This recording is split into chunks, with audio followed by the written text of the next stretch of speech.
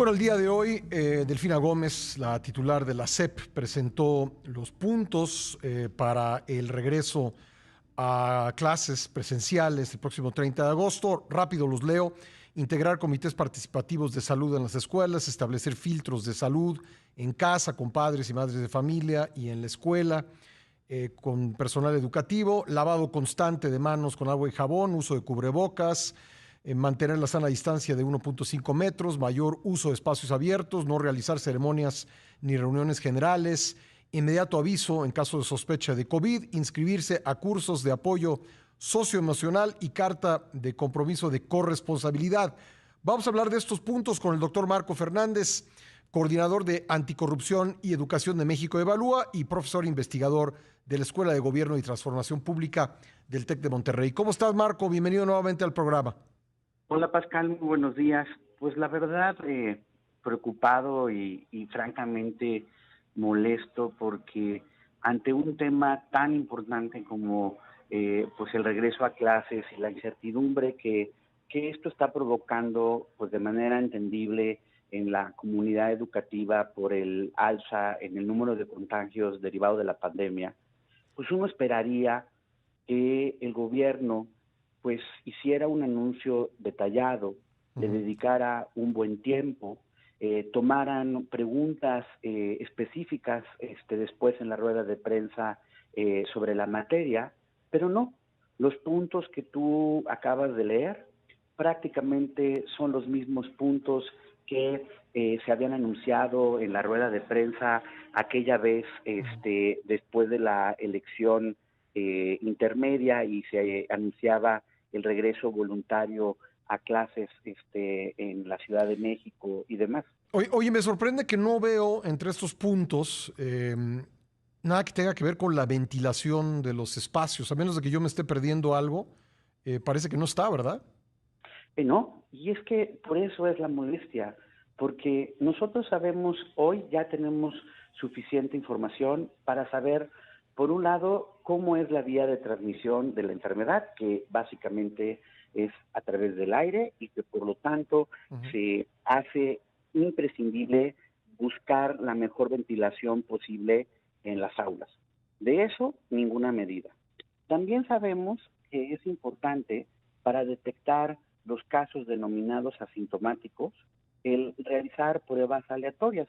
Hace 3 semanas, el Centro para el Control de Enfermedades de Estados Unidos actualizó su guía para el regreso a clases en las escuelas de aquel país y hablaba de la importancia de estas pruebas, incluyendo obviamente a los estudiantes, porque refieren que entre el 33 y 66% de los casos detectados en las escuelas de Estados Unidos y en algunos otros países del mundo que analizan, fueron a partir de estas pruebas. Uno esperaría, por lo tanto, que dentro del anuncio se estuvieran destinando recursos para poder hacer pruebas aleatorias en las escuelas. Nuevamente eso no ocurrió. Cuando hablan, por ejemplo, de que 600,000 profesores ya tomaron el curso de apoyo emocional, pues, ¿qué han aprendido? Porque no, los maestros se están quejando de que justo no se les ha podido capacitar adecuadamente para ayudar a contener emocionalmente a los estudiantes que están afectados por la pandemia. Por supuesto que es importante encontrar pronto las mejores condiciones posibles para un regreso paulatino, escalonado a clases. Oye, El pero en gobierno no medio pone nada sobre del la peor mesa. momento de la tercera ola, no sé, o sea, hemos hablado con expertos aquí y por ese lado, por el lado sanitario, estrictamente no parece prudente.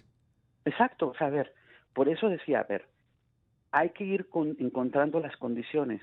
Ahorita no están las condiciones dadas. Sí. Cuando uno observa en perspectiva comparada los países que regresaron ya a clases, nadie lo hizo cuando tenías una tasa de contagio pues no controlada y que estabas observando un pico de infecciones. México está teniendo esas condiciones en estos momentos, por eso los especialistas en salud advierten la importancia de ser prudentes en el regreso. En una hora van a tener el inicio de una reunión de 2 días pues todos los secretarios de educación con la secretaria Delfina y con el subsecretario Gatell. Ojalá que, a diferencia de lo que pasó la semana pasada cuando tuvieron la reunión con los gobernadores para tratar este tema del regreso de la educación, ahora sí expliquen a la sociedad en dónde difieren, cómo están estableciendo protocolos diferenciados entre estados, incluso al interior de los estados, entre escuelas, porque la verdad, Pascal, y me acuerdo que lo platicamos la ocasión anterior, es increíble cómo en una rueda de prensa, entre comillas, informativa, otra vez, siempre cuando es el tema educativo, infiltran a estos pseudo periodistas que no hacen ninguna pregunta sobre la materia educativa. Pues sí. Sobre la materia educativa no preguntan nada. Claro. Entonces, allá afuera, tú tienes... Marco, permíteme un segundo, perdóname que te interrumpa, tengo que hacer una pausa obligada. ¿Podemos regresar contigo en 2 minutos? Claro que sí. Gracias. Le agradezco mucho al doctor Marco Fernández que me haya esperado para continuar con esta conversación. Y bueno, en su cuenta de Twitter, el doctor Marco Fernández escribió hace unos momentos que lo anunciado hoy por parte de la secretaria de Educación, Delfina Gómez, pues no tiene ninguna novedad respecto a lo ya explicado en torno del regreso a clases el 30 de agosto y que pues debió de haberse hecho una presentación más detallada, que por lo menos ocupara el mismo tiempo que se dedican las conferencias mañaneras a las llamadas fake news. Marco.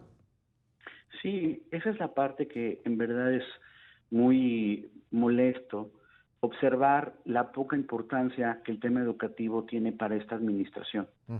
Porque cuando tienes tanta incertidumbre allá afuera y un miedo entendible de un número importante de la comunidad educativa, lo que se necesita es ganarse la confianza, no decir la secretaria, ténganos confianza y mejor no profundizo. No, al contrario, mejor profundizo y para ganarme la confianza explico con detalle, además de que he solicitado recursos extraordinarios para implementar la estrategia diferenciada del regreso a clases. Ahora, cuando dicen, a ver, es voluntario, no va a ser a fuerza, pero digamos, si la decisión está tomada del regreso presencial, cuando dicen voluntario, me imagino que pues ya no incluye las clases a distancia que se estaban dando, es decir, que la gente va a tener que escoger entre mandar a sus hijos a la escuela o no tener ningún tipo de contenido educativo. Es que otra vez, por eso era tan importante que explicaran el detalle y a ver si después de la reunión que tengan hoy con los secretarios de educación de los estados, por fin salen a explicar cuál es la estrategia diferenciada. Porque hace solo unos días, la misma secretaría, a través de un comunicado, hablaba de un regreso en donde habría clases híbridas. Sí. No explica qué es esto de híbrido. O sea, híbrido estrictamente sería que un grupo de estudiantes estuviera conectado en el Internet mientras otro grupo más reducido estaría de manera presencial. Pero sabemos que eso no va a pasar. No hay los recursos para hacerlo posible. Ergo, como han dicho que es voluntario, se asume que van a mantener la parte de la denominada aprende en casa, pero al mismo tiempo hay la incertidumbre entendible entre los docentes en cómo van a poder hacer compatible tanto el trabajo con sus alumnos que decidan estar a la distancia, más los alumnos que estén de manera presencial. Y insisto, hay un montón de preguntas, como puedes ahorita tú observar, que ninguna de ellas está contestada. Estamos a menos de 20 días de que arranque el ciclo escolar. Llevamos más de 15 meses de un desafío mayúsculo en materia educativa derivada de la pandemia y es la hora que la autoridad no tiene un plan detallado para enfrentar este reto.